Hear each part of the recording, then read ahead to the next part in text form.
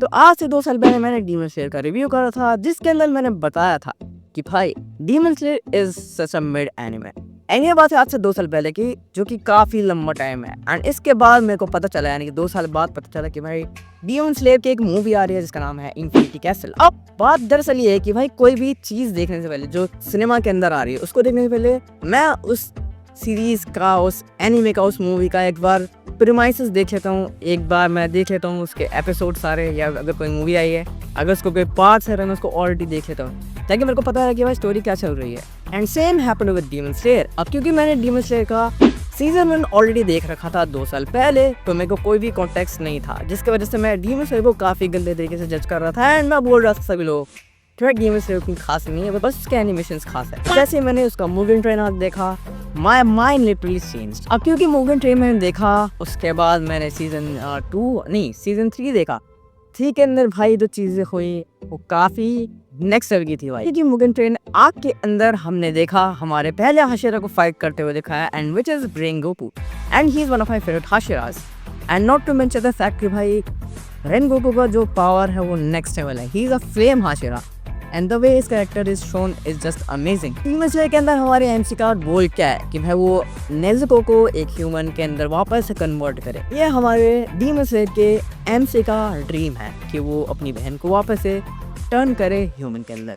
But उसी तरफ ये जितने भी डीमंस हैं, इसका मेरे को स्पेशली समझ नहीं आ रहा था कि भाई ये डीमंस क्यों है, क्यों एग्जिस्ट कर रहे हैं, इनका एक्चुअल पर्पस क्या है। जैसे कि मैंने तुम लोगों को बताया कि भाई मुगेन ट्रेन आग के अंदर दिखाया कि भाई जो हमारा ट्रेन है वो अटैक में है, and Rengoku is station there to protect all those people, 250 peoples I guess. And जैसे कि दिखाया कि भाई अपर 3 जो हमारे 12 मून्स हैं, यानी कि नोज़ान कोबुत्सुची जो कि हमारे स्टोरी का मेन विलन है, उसने सारे डीमंस को रैंक कर रखा है उनके पावर के बेसिस पे। एंड तभी हमको अकाजा दिखाया जाता है जो कि रेंगोकू से फाइट करता। फिर यहाँ से हमारी एक्चुअल स्टोरी शुरू होती है। अब जैसे कि मैंने तुमको बताया है कि भाई डीमन स्लेयर सीजन 1 के अंदर काफ़ी चीज़ें रेपिटेटिव थी, यानी कि जितने भी डीमंस मर रहे हैं उनका बैक स्टोरी दिखाना बार बार, विच वॉज वेरी रेपिटेटिव, कि मेरे को अच्छा नहीं लगा बिल्कुल भी, serious. And not to mention the fact, जब मैं मुगेन ट्रेन आर्क देख रहा था तो भाई वहाँ पे रेंगोकू भी अपर 3 के एक डीमन को नहीं मार पाता, एंड इनफैक्ट रेंगोकू खुद मर जाता है, which was very saddening to me, क्योंकि यार वो वाला हाशिया मेरे को सबसे बढ़िया लगा। फिर धीरे धीरे जैसे स्टोरी आगे बढ़ती है, आगे प्रोग्रेस करती है, वैसे हमको और हाशिरा से मिलवाया जाता है, उनकी फाइटिंग दिखाई जाती है, उनके पावर्स दिखाए जाते हैं। धीरे धीरे स्टोरी जब प्रोग्रेस कर रही होती है, फिर मुगेन ट्रेन आर्क के बाद सबको पता चलता है कि भाई हमारे लॉर्ड रेंगोकू है वो मर चुके हैं, एंड सब अपने अपने बयान देते हैं कि हाँ भाई ये बंदा बढ़िया था, ये हाशिरा बढ़िया था, इसने ऐसा बोला था। सब थोड़े बहुत बातें रिमेम्बर करते हैं। फिर हम आते हैं एंटरटेनमेंट डिस्ट्रिक्ट आर्क, जहाँ पे भाई जो लॉर्ड टेंगेन है हमारा साउंड हाशिरा, उसको पता करना होता है कि भाई जो मेरी वाइफ वो आखिर गई कहाँ, वो कहाँ डिसअपीयर हुई है। एंड लेटर ऑन पता चलता है कि भाई जो अपर रैंक के डीमन है वो है इसके पीछे का कारण। फिर Tanjiro, Zenitsu, Inosuke and Lord टेंगेन जाते हैं entertainment district. And finally after a long time season 1 season 2 के बाद हमको फाइनली तांजिरो एक अपर रैंक 3 के डीमन से फाइट करता हुआ दिखता है। फिर हम आते हैं सोल्टस्मिथ विलेज आर्क में, जहाँ पे हमारे जो तांजिरो की जो है तलवार वो कूद चुकी होती है, तो उसको चाहिए होता है एक रिप्लेसमेंट, या फिर तुम कह सकते हो कि एक नई तलवार। ये जो सीजन था मेरे को लगा था ये वाला सीजन ऐसी बकवास होगा, क्योंकि यार मेरे को एक्सपेक्टेशन नहीं थी, क्योंकि जो हमारा मेन जो क्लाइमेक्स था वो entertainment district and Mugen train arc, क्योंकि वहाँ पे हाशिरास को फाइट करते हुए दिखाया एंड अपर रैंक के डीमंस को इंट्रोड्यूस कराए। एंड अगेन तांजिरो इस वाले आर्क के अंदर अपर रैंक 5 से फाइट करता है, तो तुम समझ सकते हो 6 फिर 5, तो there is a progression in Tanjiro's character. And जैसे कि मैंने तुमको बताया कि भाई मेरे को एक्सपेक्टेशन नहीं थी, एंड ऐसे ही जब वो फाइट कर रहे होते हैं तांजिरो, ज़ेनित्सु, इनोस्के, मित्सुरी कानरोजी जो कि एक हाशिरा है, वो भी इस फाइट में होती है, वो आती है एंड फाइट करती है।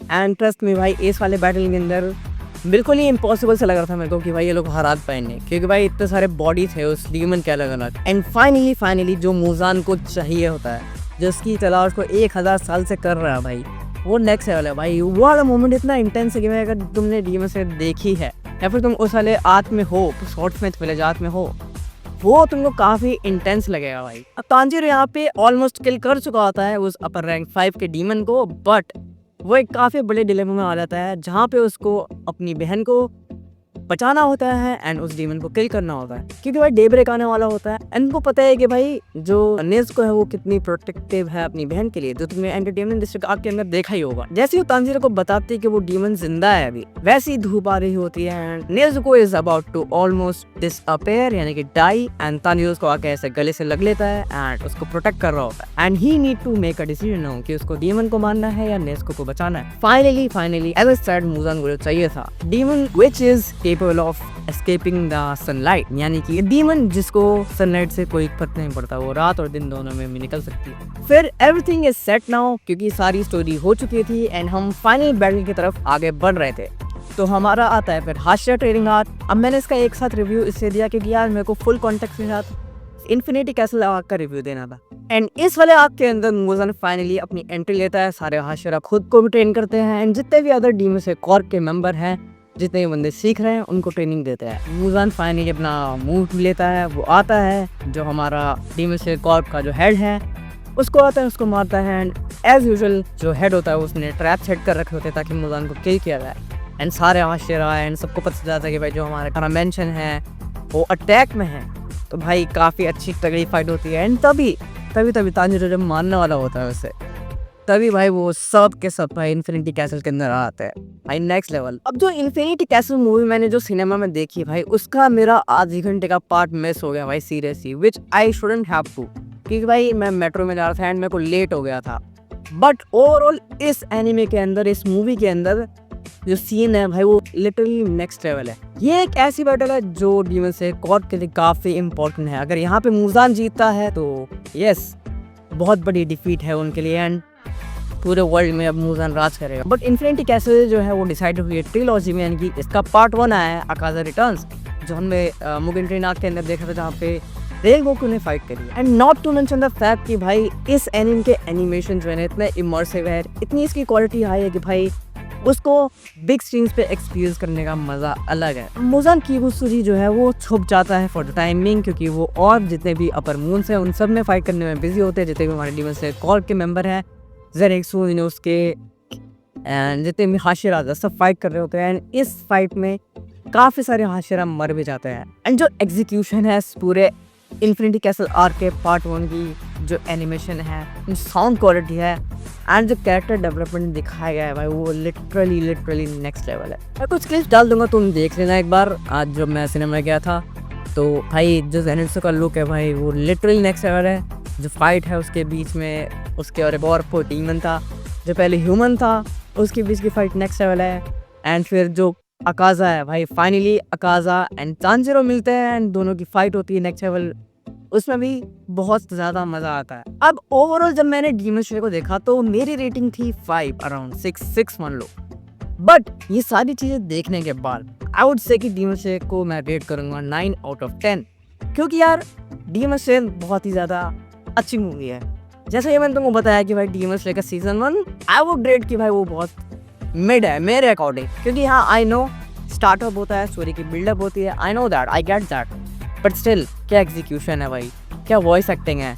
एंड स्पेशली मैंने इसे हिंदी में देखा था तो भाई I would say 10 out of 10 for voice acting. बाकी अगर तुमने मांगा पढ़ रखी है तो मेरे को एक और चीज़ सजेस्ट कर देना कि मांगा मैं कहाँ पढ़ूँ, क्योंकि manga.to की वेबसाइट चल नहीं रही शायद से, तो मेरे को बता देना ज़रूर। एंड प्लीज़ तुम मेरे को ये भी बताना कि अगर तुम डीमन स्लेयर की मूवी गए थे थिएटर में देखने तो तुमको वो मूवी कैसे लगी एंड तुम्हारा क्या point of view demon slayer के ऊपर, कमेंट करना ज़रूर। तो तब तक के लिए रहेगा तो गोजाइमास एंड सायोनारा।